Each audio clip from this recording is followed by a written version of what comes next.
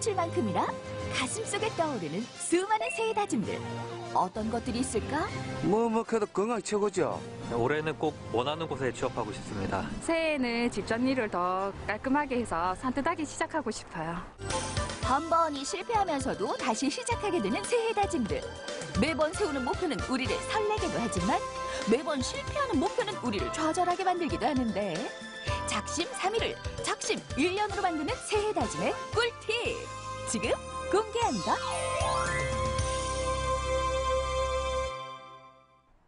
현대인들의 평생 숙제이자 풀리지 않는 문제가 있었으니 바로 다이어트 되시겠다. 올 한 해 그 숙제에서 벗어나고자 연초부터 헬스장은 사람들로 인산이네. 하나 둘 살과의 전쟁이 시작됐다. 다이어트 하면 할수록 너무 힘들어요. 운동은 열심히 하는데 생각보다 살이 잘 안 빠지는 것 같아요. 노력해도 잘 안 빠지는 살. 오늘 이분에게 맡겨라. 안녕하세요. 국내 최고의 림프 전문가 심정묘 교수다. 보통 우리가 다이어트를 한다라고 하면 기본적인 원칙을 모두 다 잘 알고 있습니다. 식이 조절을 한다던가 운동을 한다던가 에너지를 발산해내는 건데요. 그렇지만 그것만 해서는 부족하죠. 그래서 림프 마사지를 해준다면 다이어트의 성공률을 훨씬 더 배가시킬 수 있습니다. 림프란 우리 몸의 독소를 제거하는 곳으로 7개의 림프절 중 목 주위에 가장 많이 모여 있다는데 다음 항목 중 4가지 이상이 해당된다면 림프 순환이 막혔다는 신호이니 시청자 여러분도 꼭 체크해보세요. 운동과 식이 조절을 해도 살이 잘 안 빠진다는 사람들 여기 주목! 집에서도 할 수 있는 림프 마사지를 배워보자. 먼저 귀 밑을 기역자 그리듯 가볍게 눌러준 후 쇄골 부위를 몸 바깥쪽에서 안쪽 방향으로 마사지해준다. 마지막으로 겨드랑이는 뒤쪽에서 안쪽으로 당겨주면 끝!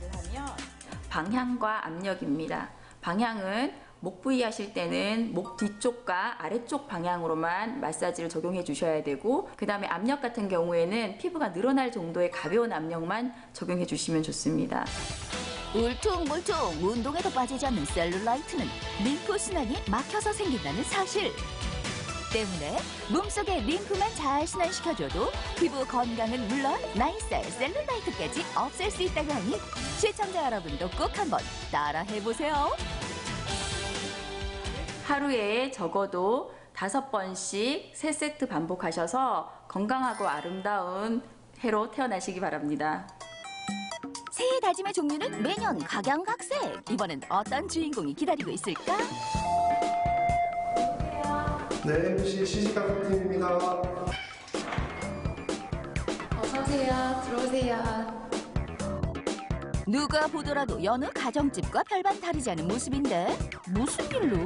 평소에 제가 정리를 잘 못하는 부분도 있고 정리를 또 하고 나면 아들 때문에 뒤돌아서면 또 금세 어지럽혀지고 더러워지더라고요. 이번 기회를 통해서 좀 더 깔끔하게 정리된 모습으로 산뜻한 한 해를 시작하고 싶어서 의뢰하게 되었습니다. 결혼 5년차 새내기 주부 안나 씨. 해도 끝이 없는 육아 일에 자꾸 늘어가는 살림살이에 집안을 정리할 엄두도 못 내고 있다는데 이런 안나 씨의 새해 다짐을 도와줄 분을 모셨다. 안녕하세요. 네, 어서 오세요. 정리 수납의 달인 이채원 대표다. 휴식 공간인 거실을 비롯해 집안 곳곳을 살펴보는 전문가. 하나라도 놓칠세라 매의 눈으로 꼼꼼하게 체크하는데 이보다 더 긴장되는 순간이 어디 있을까? 근데요, 뭐가 문제인 거예요?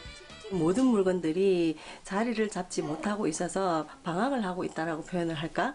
뭐 그런 상황들이에요. 거실은 가족이 함께 편안하게 쉬어야 되는 공간인데 장난감들이 나와 있어서 편안한 공간이 될 수가 없을 것 같고, 냉장고 같은 경우에도 그냥 막 섞여 있어 가지고요, 어떻게 정리정돈이 안 돼서 좀 불편한 것 같고, 그리고 옷장 같은 경우에도 남편분과 아내분의 옷이 분류가 되어 있어야 되는데 분류되지 않고 같이 마구 섞여 있어서 좀 불편한 것 같습니다.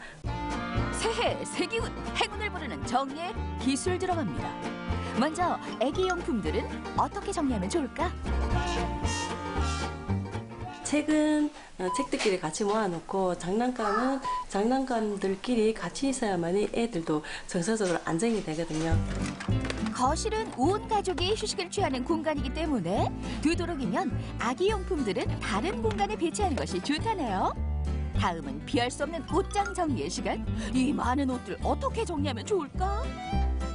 옷장을 정리할 때는 옷걸이의 색깔도 통일화시키시고요. 그리고 옷을 거는 방향도 같은 방향으로 이제 걸어주시면 되고요. 선반에 있는 옷장이라면 선반 같은 경우에는 바구니를 활용을 해서 서랍의 역할을 두시고 열었다 뺐다 하시면 옷이 한눈에 보이기 때문에 편리합니다. 곧바로 정리에 들어간 안나 씨. 산더미처럼 쌓인 옷들을 보니 오늘 제대로 날 잡았다. 생각보다 너무 많은 것 같아요. 안 입는 옷들도 굉장히 많고 몇 년 동안 보지 못했던 옷들도 굉장히 많은 것 같아요. 2년 정도 쳐다도 보지 않고 안 입었던 옷들은 그냥 과감히 버리시는 게 좋아요. 옷은 접어서 보관하는 것보다 옷걸이에 걸어두는 것이 옷의 형태 변형을 막아 더 오래 입을 수 있다는 사실. 그리고 수납 도구를 이용해 유형별, 활동별로 옷을 분류하면 훨씬 더 깔끔한 옷장 정리가 완성된다. 마지막은 주부들의 최대 고민, 냉장고 청소. 도와줘요, 정리의 달인.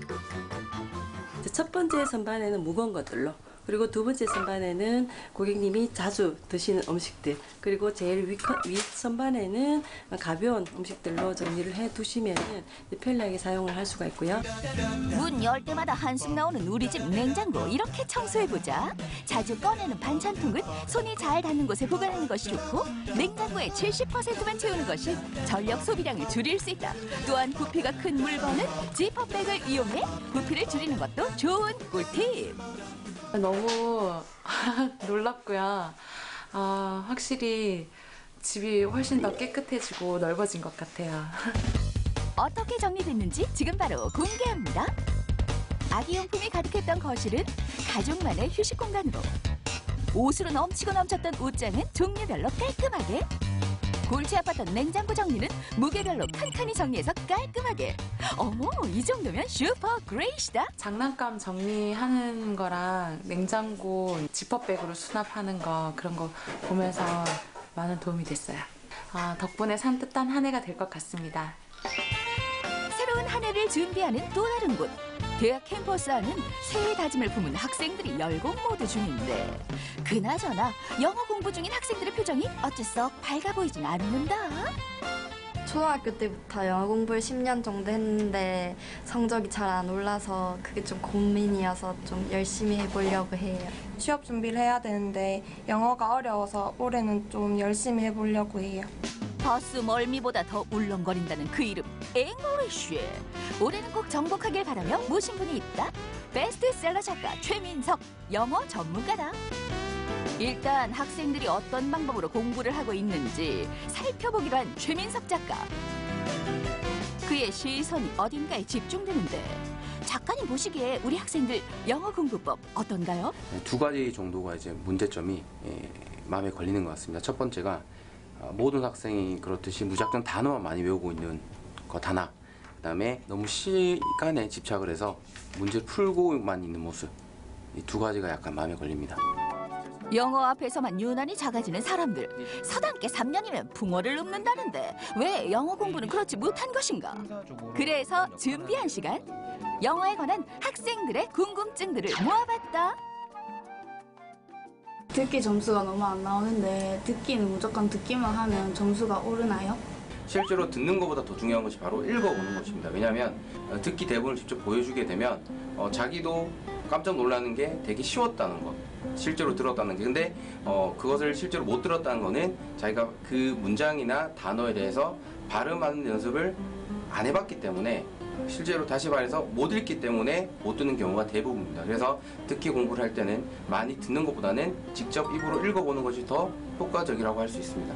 혹시 토익 시험 칠 때마다 제가 시간이 늘 부족한데, 그래서 시간을 재면서 문제를 푸는데 그게 좋은 방법인가요? 물론 토익 시험이 영어 시험이긴 하지만 결국 시험이기 때문에 시간을 재고 문제를 푸는 연습 자세는 필요하긴 합니다. 하지만 자기가 기본적인 실력이 바탕이 되지 않는 상황에서 시간에만 집착해서 문제를 풀게 되면 결국 토익 시험이라는 것이 영어 실력의 향상이 없이 시험 준비만 하는 것으로 끝나고 그칠 가능성이 상당히 높습니다. 시간이 조금 걸리더라도 기본적인 문법과 원리를 먼저 익힌 후 본격적인 공부를 시작하는 것이 좋다는 것. 시간을 조금이라도 아끼려고 하면 사실 보기 A, B, C, D가 무엇인지를 생각하고 이게 결국 무엇에 대해서 묻는지를 먼저 전략적으로 접근한다면 시간을 그나마 조금 아낄 수가 있습니다. 그래서 영어를 가장 잘하는 것은 문제를 빨리 풀거나 암기하는 것보다는 꾸준히 오랫동안 하는 것이 최고라는 사실. 사실은 자기가 왜 해야 되는지에 대해서 대답을 찾게 된다면 그에 따라서 방법은 자연스럽게 결정이 되는 겁니다. 자기가 사람들과 얘기를 하는데 좀 더 집중하고 싶다면 우리가 흔히 얘기하는 영화나 아니 미드나 애니메이션을 이용해서 말하는 연습을 많이 하면 되고, 만약에 자기가 말을 하는 경우가 많이 필요 없고 문서를 읽어야 되거나 이메일을 읽어야 되는 상황이 많다면 실제로 글을 읽으면서 눈으로 읽는 연습을 하는 것이 자기에게 실질적으로 많은 도움이 될 것입니다. 실제로 저희가 시험 문제를 푸는 게 영어 공부가 아니라 우리가 실제로 영어 공부를 잘하기 위해서 듣기라던가 발음이라던가 이런 문제에 대해서 짚어주셔서 저희가 앞으로 공부하는데 많은 도움이 될 것 같습니다. 올해는 더 좋은 영어 성적으로 또 좋은 곳에 취업하고 싶어요. 파이팅! 새해 첫날에 다짐했던 계획들 잘 지키고 계신가요? 내일로 미루고 내년으로 미뤘던 작심삼일 새해 다짐들. 올해는 우리 모두가 새로운 각오와 다짐으로 더 밝은 내일을 향해 힘차게 전진하는 한 해가 되기를 기대해본다.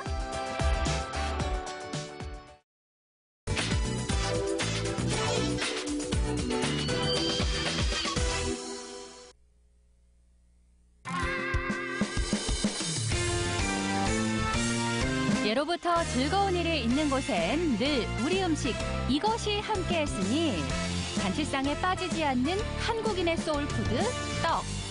모양도 빛깔도 이름도 다르지만 남녀노소 모두의 입맛을 취향 저격하는 우리의 떡 이야기를 지금 만나보시죠. 고소한 냄새로 지나가는 사람들의 발길을 붙잡는 이곳. 익숙하고 반가운 우리 전통떡들이 다 모여 있는데요. 제가 떡집 오면 참 반가운 게 그래도 항상 떡집에 가면은 이렇게 주요 떡들이 있어요. 뭐 가래떡이랄지 인절미랄지 그렇죠. 이렇게 사람들이 많이 좋아하셔서 찾는 떡인가 봐요. 네, 인절미 어르신들 많이 좋아하시죠. 살기 있어 쫀득쫀득하고 소화 잘 되고. 그다음에 가래떡은 보편적으로 애들 뭐 방학 오면은 그냥 꿀 찍어 주셔도 되고. 매번 쌀을 불리고 쪄내는 힘든 과정을 거쳐야 하지만 그 안엔 우리 조상들의 삶이 담겨 있습니다. 옛날에는 쌀이 귀해서 먹을 양식이 적으니까 쌀하고 쌀을 조금 넣고 그 쑥이나 그 잡곡이 흔하니까 그거를 많이 사용을 해서 같이 섞어서 찌면 양도 많이 늘어나고 포만감도 있고. 이웃과 나눠 먹던 가장 친근한 떡, 시루떡이 등장했습니다. 와, 이렇게 손으로 그냥 집어도 뜨거운데 아이고 이거 먹으면 얼마나 맛있겠어요.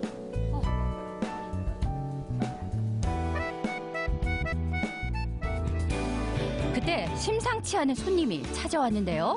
힘겹게 머리에 이고 온 이것의 정체가 대체 뭔가요? 정체는 다름 아닌 쌀. 방앗간에 묵은 쌀을 가져가 떡을 만들어 먹던 그때 그 시절 풍경이 떠오르시나요? 세월이 흐른 지금도 동네 떡집에서 그 모습을 찾을 수 있는데요. 익숙한 풍경이 절로 향수를 불러일으키죠. 엄마 뒤에 따라갔다가 남의 떡 먹고 싶어서 가서 달라고 그런 게 너 그거 해라 했는데 옛날에는 그게 아니야. 네 자식 내 자식이 없이 다 띄워줘 그냥. 쌀도 없앨 겸 또 손주들도 방학이고 또 이제 방학에서 우리 또 아들도 와요. 이제 이번 주에 그래서 겸사. 떡국 한 그릇 먹어야 나이 한 살 더 먹는다고 하죠. 흰 가래떡은 한 해를 시작하는 깨끗한 마음가짐을 의미하기도 하는데요. 가래떡에는 또 많은 의미가 담겨 있다죠. 와, 가래떡이 네네. 굉장히 길게 뽑았어요. 가래떡은 예전부터 이렇게 장수를 의미하기 때문에 그래서 길어요. 아마 이렇게 떡이 우리 일상생활에서 좀 가장 좀 밀접하게 이렇게 먹는 식량이다 보니까 그러지 않았나 싶어요. 네, 그러기도 하죠. 식사 사용도 되고 이렇게 많이들 갖다 놓고 드실 수도 있고 보관도 쉽고. 이제는 우리 일상의 친근한 먹거리가 된 떡. 전통떡의 종류만 무려 200가지가 넘는다고 하는데요. 오랜 시간 우리와 함께해온 음식답게 언제나 한결같은 맛을 선물합니다. 우리나라에서 떡이라는 게 정말 많은 의미를 갖고 있는 것 같아요. 특별한 날에 또 떡을 많이 먹잖아요. 태어나서 뭐 이래떡도 하고 돌아가시면 뭐 돌아가시고 나서도 제사상에 떡이 올라가고 그래서 아마 태어나서 죽을 때까지 떡은 항상 대한민국과 같이 있지 않을까 싶습니다. 다음으로 찾은 곳은 익숙한 듯 색다른 모양의 떡들이 정갈하게 열맞춰 눈을 사로잡는데요. 여기가 떡집인데 막 테이블도 놓여져 있고 제가 얼핏 보니까 떡도 굉장히 좀 이색적이더라고요. 저희는 수제 전통 찹쌀떡을 만들고 있고요. 자연 친화적인 떡 그리고 또 편안함 속에서 또 깊이 있는 그런 어떤 전통의 맛을 찾아가려고 노력하는 그런 가게예요. 조금은 생소한 이름의 떡들 하나하나 이곳에서 직접 쪄내고 빚어낸 것들인데요. 우리나라 최대의 곡창지대인 호남 평화쌀로 만든 떡은 특히 남다른 찰기를 자랑합니다. 굉장히 얇고 쫀득쫀득해서 손에 금방 달라붙어요. 오, 이 피는 지금 뭐예요? 만개떡을 만드는 찹쌀피예요. 쫄깃한 찹쌀떡에 달콤한 팥을 듬뿍 넣어 마치 보자기처럼 싸주는데요. 여기서 끝이 아닙니다. 정성스레 감싸주는 이 잎이 바로 만개떡을 완성시켜주는 주인공이라는 사실. 저는 이게 만개떡이라고 해서 이 안에 뭐 만개를 갈아서 넣나 이렇게 생각을 했거든요. 만개잎은 옛날부터 항산화작용을 하고 또 항균작용을 한다고 알려져 있어요. 그래서 이것으로 주먹밥을 싸가지고 다닌다거나 아니면 떡을 싸가지고 다니면서 먹었던 그런 잎이에요. 아, 우리가 그러면 그 연잎밥을 먹는 것처럼 연잎하고 비슷한 거네요. 만개잎 특유의 향이 배어 더욱 매력적인 만개떡은 경남 지방에서 처음 유래돼 지금은 어디서든 즐겨 먹게 됐는데요. 눈으로 보이는 저 쫄깃함이 느껴지시나요?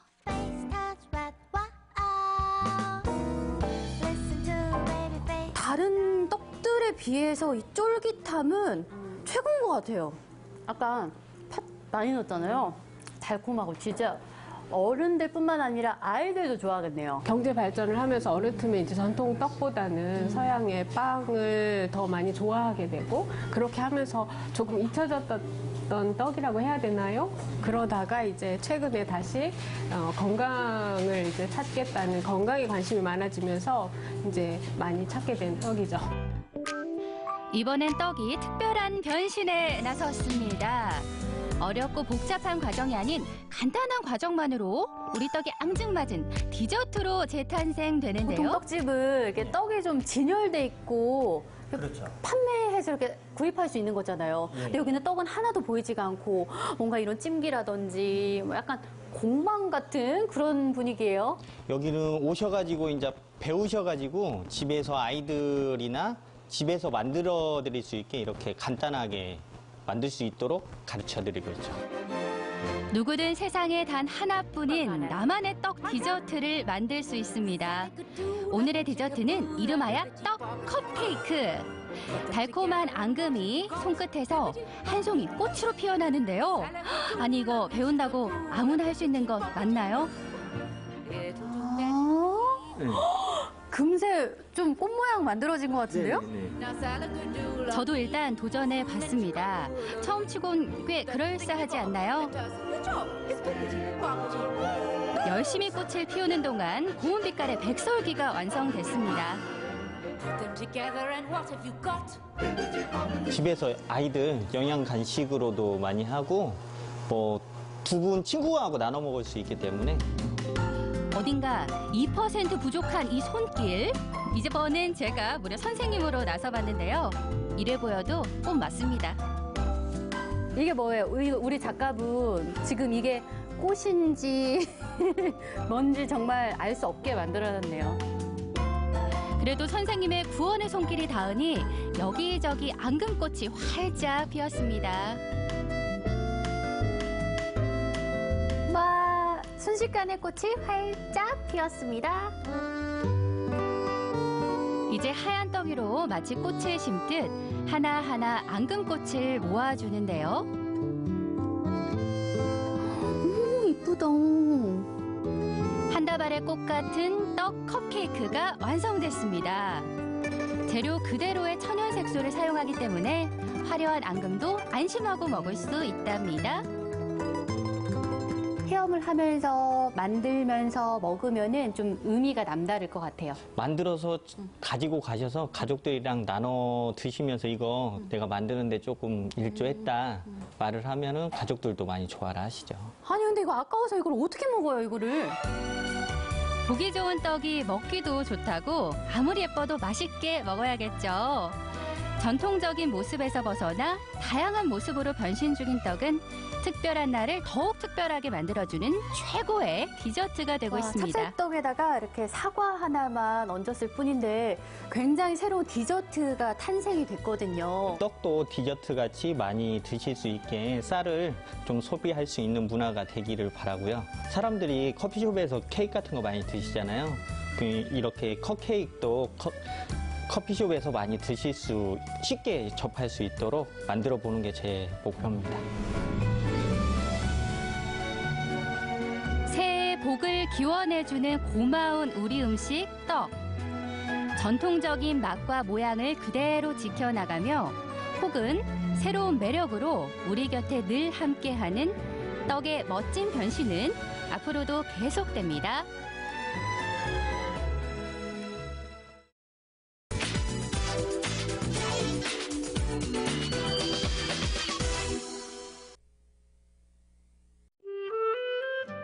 낡고 오래되고 빛바랜 이제는 어디에도 쓸모없을 것 같은 옛 문서를 사랑하는 남자가 있습니다. 어디 누구의 이야기인지가 궁금해 옛 문헌을 사서 읽고 공부하고 또 다른 책을 찾아 전국 곳곳을 누빈다는데요. 도대체 이 남자에겐 무슨 사연이 있는 걸까요? 지금 만나러 갑니다.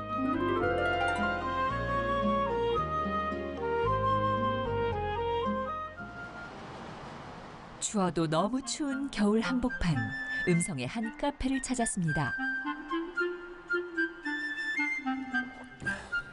김이 모락모락 나는 따뜻한 차 한 잔을 놓고 웃음꽃이 만발인 사람들 사이에 이 카페의 주인장 수명 씨가 보입니다.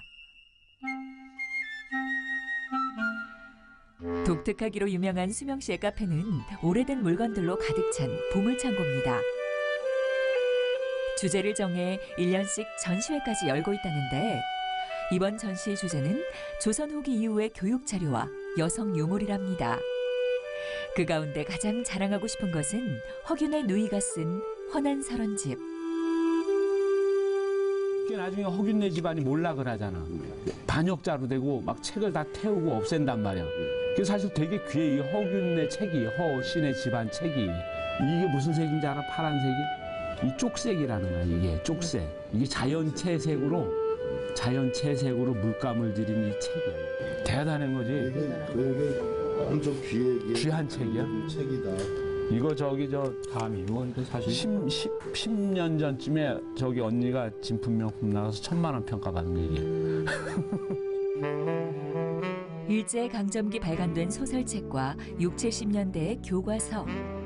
그중 음성의 한 학교 졸업앨범에 눈길이 멈춥니다.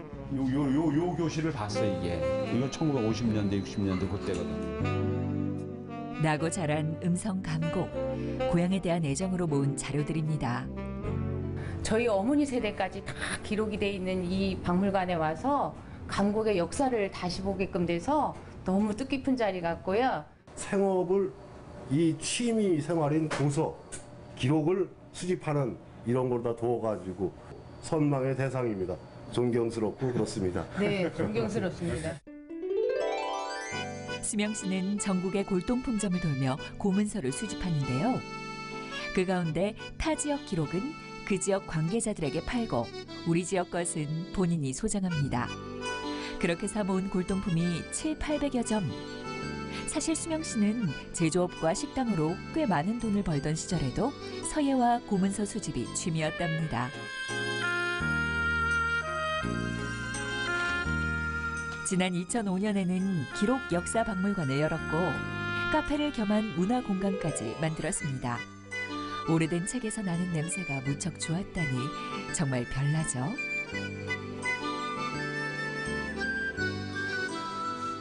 이제 그때 당시에 어떤 문화를 가졌으며 그 사람이 어떤 생활을 했으며 이제 기록은 기억을 지배한다라는 생각, 그런 부분에 대해서는 그래도 이 조선 문화의 500년은 그 우리 미래의 어떤 그 방향을 제시해주는 어떤 내용들이 많지 않을까.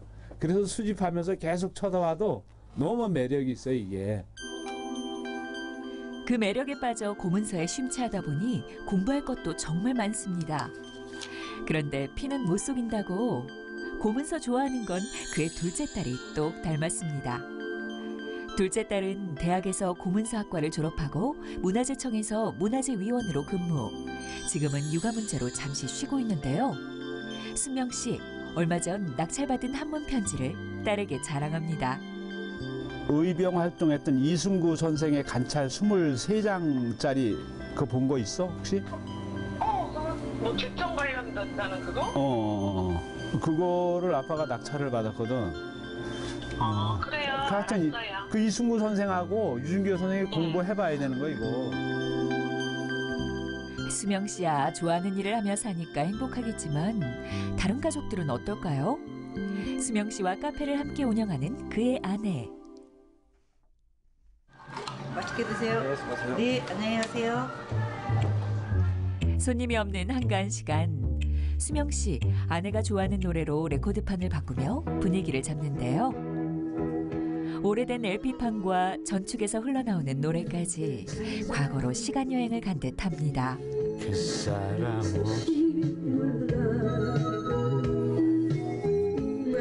그의 아내는 커피를 내립니다. 부창부수, 찰떡궁합이 따로 없습니다. 사실 그는 자신의 호를 바보집을 뜻하는 치연이라고 할 정도로 애처간데요. 원하는 것은 뭐든 다 들어준답니다. 물론 그에게도 아내 바라기가 될 수밖에 없는 흑역사가 있었습니다. 적금을 넣어가지고 개를 했어. 그래서 그거를 4천만 원 하고 또 이 사람이 2천만 원 하고 진짜 6천만 원을 가지고 있잖아. 어머, 어느 날 고소책을 사러 간대. 산 거는 좋았는데 어떠냐면 알고 보니까 다 섭취들이야. 그래서 그때부터 정말 이 사람이 많이 고소에 집착도 많이 하고 공부도 많이 하고 정말 성공한 것 같아. 그 6천만 원을 한 방에 날린 것 같았었어 그때.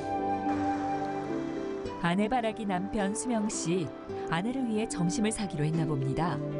근처 식당을 데려가는데요. 여기도 분위기가 고풍스러운 게 어째 심상치 않네요. 게다가 주문한 음식도 청국장. 이거 와야 될 것 같아. 어제도 태국에 집 갔더니 청국장 내주더라고. 이 청국장 내가 준 거잖아. 세 사람이 무척 친해 보이네요. 근데 여기 앞에 계신 분은 누군데 이렇게 친한 척을 하시는 거예요? 내 동생이죠. 바로 밑에 동생. 근데 제가 그 98년도 IMF 때 그 어려운 일이 있어가지고 이제 식당을 창업을 시키고 형제지간에 돈은 정확해야 되고 돈 받고 팔았습니다. 잘 되는 가게니까 프리미엄도 넉넉하게 받고 그래도 동생도 다 알고 있어요. 청국장 밥집으로 재기했지만 여전히 옛 물건, 고문서에 미련이 많답니다. 처음에 이제 그 형님이 어려운 일을 겪고 이 식당을 시작하면서 음식이 이제 토속 음식이잖아요. 그래서 처음에는 이런 여기 보시다시피 이런 소품들, 옛날 물건 소품들에 관심을 갖고 인테리어를 하시다가 이 돈 많이 벌리는 이 식당을 동생한테 물려주고 돈보다는 내가 이제 그 뭐 이렇게 좀 찾고자 하는 거, 내가 어쨌든 좋아하는 거 이런 거를 찾다 보니까 아마 이제 그 고문서 쪽으로 이렇게 많이 심취하게 됐던 것 같습니다. 가족과의 단란한 시간도 잠시. 단골 골동품 가게에서 연락이 왔습니다. 수명 씨가 좋아할 만한 것들이 들어왔다는데요. 옛날 냄새 난다. 역시 골동품만 보면 생기가 도는데요. 눈과 손이 바빠집니다. 재밌다. 책이며 병품을 꼼꼼하게 살펴보는데요. 그런데 그의 시선을 오래도록 붙잡은 건 책도 병풍도 아닌 한 장의 빛바랜 사진이었습니다. 1908년에 수원에 있는 건원 모범농장을 신행을 했다 이 얘기지. 윤왕후의 공식 사진은 이게 유일해. 다 의전 사진만 있어. 시중에서는 거의 유일하다고 봐야 되지. 그 가는 걸 찍은 거야. 1909년에. 좋다. 식당을 정리하고 몽땅 책을 샀어. 그 돈으로. 그래서 좀 약간 안 됐다 이제 생각을 했는데 열심히 연구하고 또 노력을 해서 지금은 누구의 그 뒤처지지 않는 그런 전문가로다가 이렇게 자리매김을 했어요. 그런 것은 열정이 없으면 불가능한 일이죠. 먼지투성이 옛 물건들 속에서 보석을 찾아내는 일. 수명 씨는 이 일이 딸을 거쳐 오래도록 이어지기를 바라는데요. 내가 뭐 아버지 가업을 받들어서 잘 하기 바라는 그런 마음이고, 지금까지 어떤 살아온 거에 대해서 후회 하나도 안 하고 남은 것도 지금 하는 일을 최선을 다해서 하면은 앞으로 계속 내 인생이 행복하지 않을까 이렇게 생각합니다. 좋아하는 일을 하며 살 수 있다는 것, 그것만큼 성공한 인생도 없겠죠. 인생의 고비고비에도 열정과 애정 가득한 고문서 수집과 공부를 놓지 않았는데요. 우리 지역의 기록과 그것에 담긴 소소한 이야기를 찾아 전국을 누비고 있는 김수명 씨. 흩어져 있는 수많은 기록을 찾아내고 보관하는 소중한 일을 앞으로도 계속 이어나가기를 바랍니다.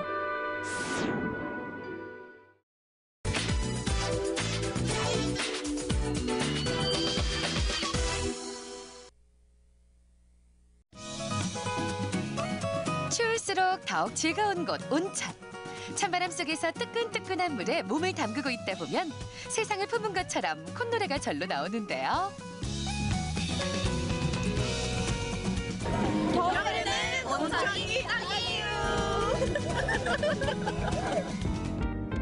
추위를 녹이는 화끈한 유혹. 충남 아산으로 온천 여행을 떠납니다.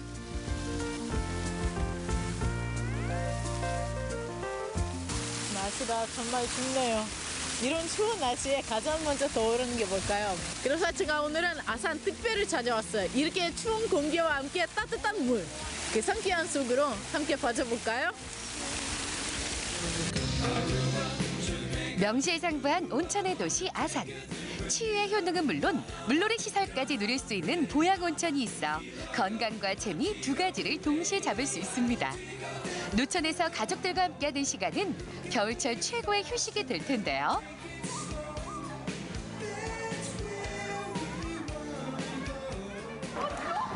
수질 소문난 전통에 재미를 더한 보양이 있는 그곳으로 리나가 달려갑니다. 단순한 온천욕 그 이상, 한겨울 노천탕은 친구들과 함께 추억을 쌓기에도 최고의 장소입니다.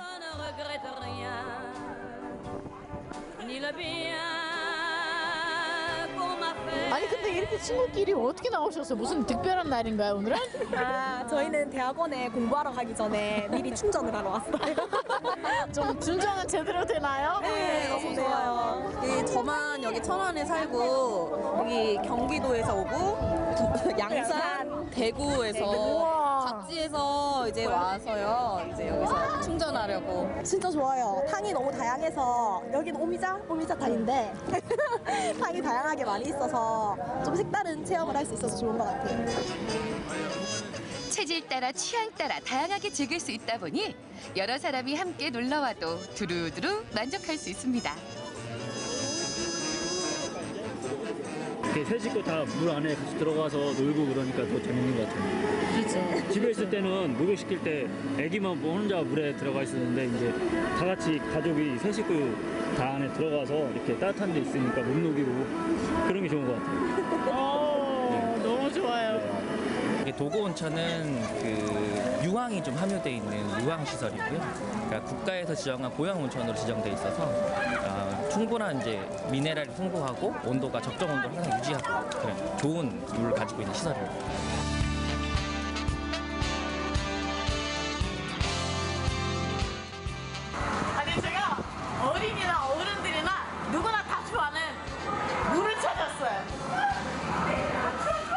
어린아이부터 어르신들까지 전 세대가 즐길 수 있는 파도풀. 적당한 강도의 파도가 몰려와 물놀이의 재미를 더해주는데요. 바다에 나온 듯한 기분으로 물놀이를 즐기는 공간. 김이 모락모락 나는 한겨울의 파도풀은 여름과는 또 다른 즐거움이 있습니다. 한겨울 물놀이에 니나도 흠뻑 빠졌는데요. 유황 온천수다 보니 신나게 놀다 보면 매끌매끌한 피부는 덤으로 얻게 되겠죠.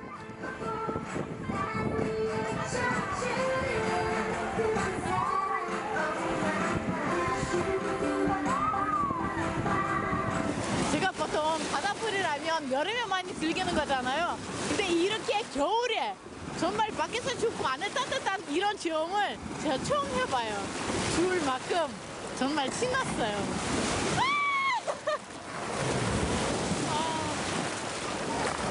초당 1m의 속도로 흐르는 유스풀까지. 흐르는 물에 온몸을 맡기며 꽁꽁한 몸과 마음을 녹여봅니다. 매서운 탈바람이 옷 속을 파고드는 요즘 뜨거운 온천에서의 물놀이는 그야말로 호사가 아닐까 싶은데요. 심신의 피로를 풀고 재충전을 하기에 이만큼 좋은 곳이 없을 것 같습니다.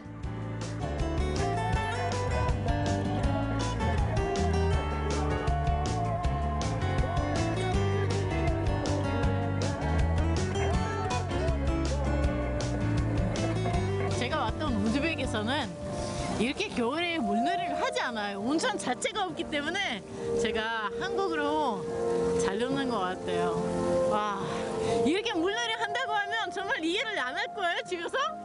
아, 이렇게 좋은 거를 왜 안 하나? 도고 온천의 또 하나의 자랑. 최근 마련된 수중 운동 프로그램인데요. 물속에서 뛰고 달리고 적극적인 온천 치유 프로그램 중에 하나입니다.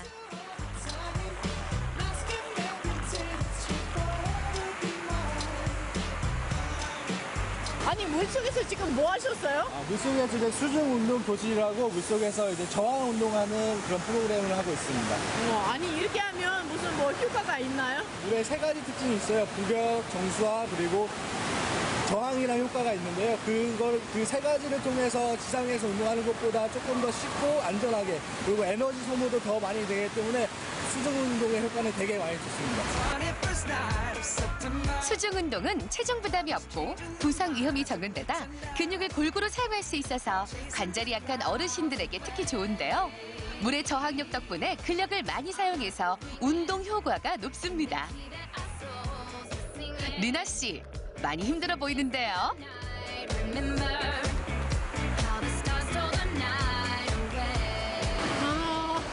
아니, 안 쓰던 근육이 다 느끼게 돼 있어요, 지금. 물론 제가 운동은 안 하기는 안 하지만 힘듭니다. 힘든 만큼 효과가 있는 것 같아요.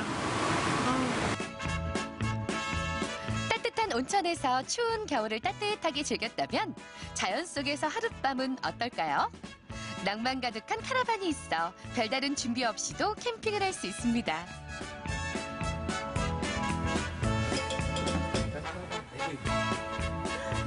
여기는 정말 신기한 게 많네요. 뭐 집하고 똑같이 뭐 전자레인지, 밥솥, 침대 하나, 두 개, 저기 네 개. 이게 뭐지? 옷찬인가? 화장실도 있어요. 샤워도 할 수 있고? 어머. 지금 카라반은 4인용짜리, 6인용짜리 이렇게 있어서 가족이 그러니까 편하게 즐기실 수 있게, 그러니까 하루 그냥 놀다 가실 수 있게 구비되어 있습니다. 이런 곳에서는 정말 특별한 겨울 추억 낼 수 있는 것 같아요. 네, 요거 말고 한 가지가 더 있습니다. 또 있어요? 특별한 겨울 추억을 위한 또 한 가지, 바로 바비큐입니다. 캠핑에서 바비큐가 빠지면 좀 서운하잖아요. 카라반 옆에 전용 시설이 있어 비교적 간편하게 바비큐를 즐길 수 있습니다.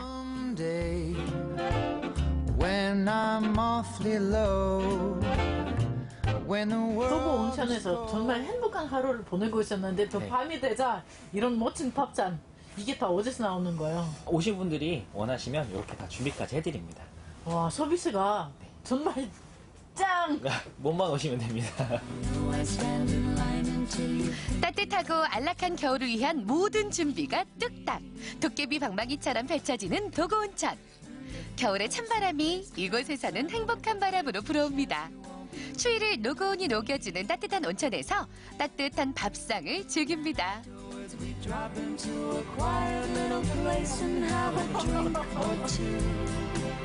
이게 마지막이라는 게 정말 아쉬워요. 제가 아침부터 온천을 즐기고 또 이렇게 맛있는 거 먹고 와 여러분 지금 방학 시즌이잖아요. 그래서 어디로 가야 되는지 고민을 하지 마시고 이곳으로 오시면 준비가 다 돼 있으니까 오시기만 하시면 돼요. 와 저는 정말 잊을 수 없는 하루였어요. 찬 공기와 따뜻한 물을 오가는 상쾌한 기분. 추운 겨울에 피로를 녹이는 따뜻함이 있는 곳. 겨울이 즐거운 공간 온천에서 가족들과 함께 편안한 시간을 보내보는 건 어떨까요?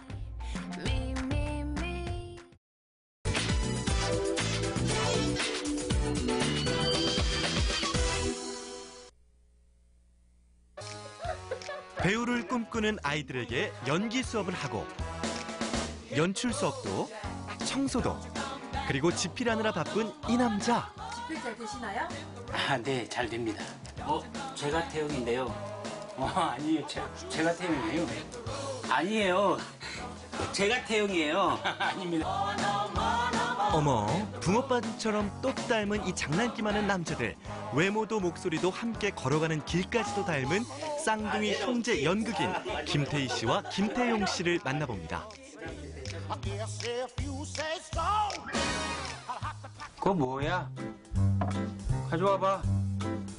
짱깨, 우리 외상이야. 또야? 드라마 장군의 아들로 데뷔해 30년째 배우라는 직업에 몸을 담그고 있는 형 태희 씨.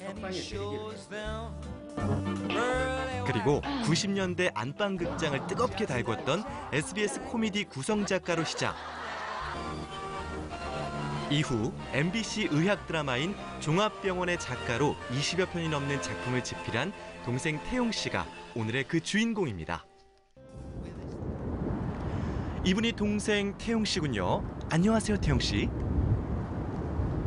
어디 가세요? 이제 형 집으로 걸어가서 형하고 만나서 이제 형 차 타고 이제 학원으로 가는 거예요. 오늘도 출근하기 위해 형을 만나러 갑니다. 자, 어서 오세요. 식사하셨습니까? 아직 못했습니다. 따뜻하게 입지. 그 옷이 그것밖에 없어. 따뜻하게 입었어. 이 쌍둥이 형제들 서로 걱정하는 대화 내용으로 봐선 사이가 아주 특별해 보이는데요. 사랑하는 애인처럼 서로에 대한 걱정을 많이 해요. 그래서 출근도 같이 해야 마음이 편하지. 따로따로 하면 마음이 불편해요. 그래서 출근도 같이 하고 퇴근도 같이 하고. 여기서 형님도 같은 생각이신가요? 네, 저도 이제 같은 생각이고 동생이 아무래도 이제 글을 쓰다 보니까 제가 좀 운전도 많이 해주고 뒷받침을 이제 좀 해주려고 노력을 많이 하죠. 쌍둥이답게 출근길도 같은 이 형제가 향하는 곳은 바로 광주광역시 동구에 위치한 한 연극 학원입니다. 5분 차이로 세상에 나온 일란성 쌍둥이 형제는 현재 학원에서 연극인의 꿈을 키워나가는 학생 14명을 가르치는 선생님입니다.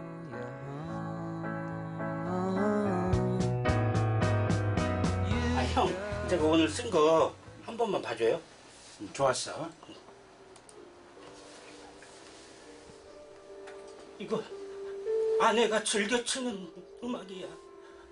직접 집필한 시나리오로 연기를 선보이는 동생 태용 씨.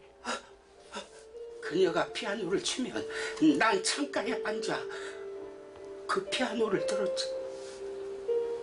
창가에 햇살이 배우의 날카로운 시선으로 동생을 바라보는 형 태희 씨. 어떻습니까?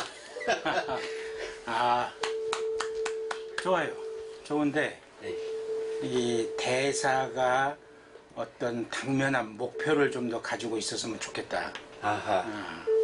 대사를 함으로써 무엇을 얻고자 하느냐. 이런 것들이 대사에 좀 더 묻어났으면 좋겠다. 이제 이런 생각이 듭니다. 우리 형 말의 의견을 좀 감안해서 제가 다시 한번 이 부분을 수정 한번 해보도록 하겠습니다. 그리고 또 보여드릴게요. 네.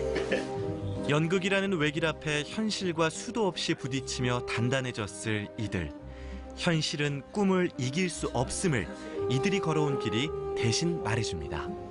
그동안 이제 여러 가지 사회생활 때문에 글을 많이 못 쓰다가 이제 고아원에 아이를 두고 온 아빠의 그런 심정이더라고요. 그래서 삶은 좀 팍팍하더라도 내 아이를 데리고 와서 함께 라면을 먹고 살더라도 함께 사는 게 그게 행복할 것 같다.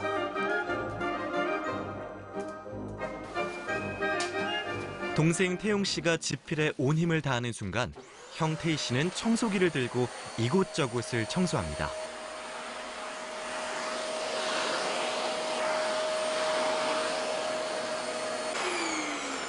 청소하고 계시네요. 아, 네.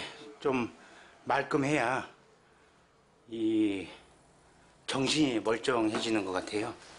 근데 원장 선생님은 정작 가만히 계시는데 네네. 선생님이 다 하시는 거예요? 그렇죠. 아무래도 이제 집필을 하기 때문에 방해를 해서는 안 되거든요. 그러니까 집필에 관련되지 않은 일들은 다 제가 하죠. 정말 지필에 관련된 일만 빼고 학원의 전반적인 모든 일들을 도맡아 하고 있는 형 태희 씨. 그 짐이 무거울 것도 같은데요. 제 인생은 좀 없다라는 생각이 좀 들 때가 있어요. 동생 집필하는데 뒷바라지 해야지.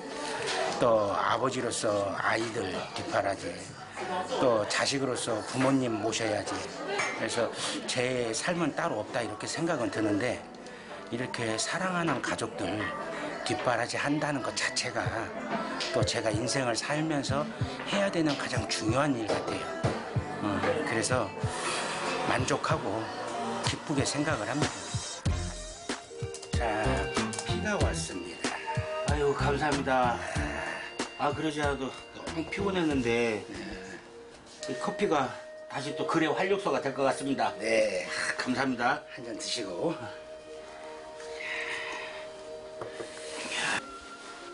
커피 대접에 이어 안마 대접까지 동생을 이렇게 챙기는 이유가 뭘까요? 연기는 60이 넘어서도 얼마든지 할 수 있고 70이 넘어서도 얼마든지 할 수 있고 근데 동생은 지금 이제 글을 쓰는 사람으로서 이제 꽃을 피워야 할 시기가 아닌가 싶어서 아무래도 이제 가족이 있고 이게 주위에 저를 아껴주는 사람들이 있다 보니까 그분들에게 이제 제가 좀 이렇게 뭐랄까 이렇게 사회생활 하는 사람으로서 이렇게 능력 있는 사람이 되어주지 못할 때 그럴 때 이제 좀 많이 미안하죠.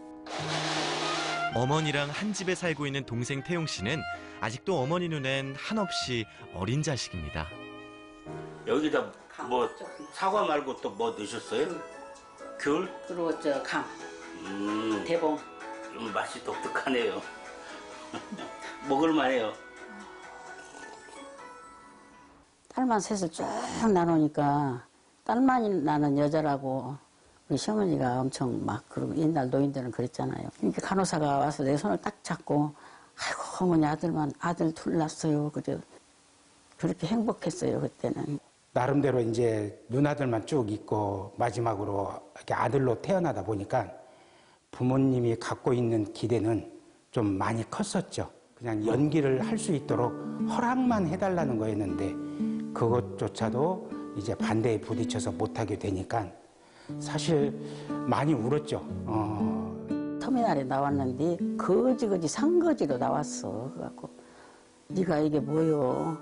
왜 이렇게 생겼어? 그랬더니 금방 이화대학 옆에 글이 이 벽지 붙이고 왔다고 포스터 붙이고 와서 건다고 그래요. 그래서 내가 그 대학생들한테 안 창피하더냐 그랬더니 하나도 안 부끄럽어요. 이건 내가 하는 것이에요. 그래서 내가 그때 손을 딱 잡아주면서 그래 그걸 네가 보람으로 생각한다면 할 수 없다. 열심히 해라. 내가 그때 그랬어요. 예비 아역 배우에게 본격적으로 교육하는 형 태희 씨. 코입을 아주 작게. 눈 코입을 아주 작게. 좋았어요. 어떤 역할 하고 싶어요? 나쁜 역할. 나쁜 배우는 연기를 잘한다고 해서. 그렇죠. 몸 크게 학생들 앞에 서면 그 열정이 더욱 뜨거워집니다. 한편 다른 교실에선 동생 태용 씨가 작가의 모습을 잠시 내려두고 연출 수업에 한창인데요. 갈등이 가장 중요해요. 이 갈등이 있어야 극이 시작되는 거고, 이 갈등이 해소되면서 이제 이 극이 주는 메시지가 이제 전달이 되잖아요. 학생들에게 바른 길잡이가 되고 싶다는 태용 씨. 이제 우리 아이들이 자신들이 연기든 연출이든 이 공부를 왜 하고 있는지에 대한 목적의식을 다시 한번 가슴속에 되새기면서 그 목적을 향해서 흔들림 없이 달려갈 수 있도록 제가 좋은 그런 기관사가 되는 게 저의 소임이고요. 제 주변 사람들 보면 광주에서는 연극 한 편을 보려고 해도 마땅히 볼 게 없다 이렇게 말씀을 하시거든요. 그래서 제가 이 소극장 운동을 좀 더 활발히 해서 최선을 다해서 광주에도 볼만한 연극이 아주 넘쳐날 수 있도록 이렇게 만들어 보고 싶은 게 제 목표입니다. 아자, 화이팅! 오랫동안 꿈을 그리는 사람은 마침내 그 꿈을 닮아간다. 꿈을 향해 전진하는 쌍둥이 형제 연극인을 응원합니다.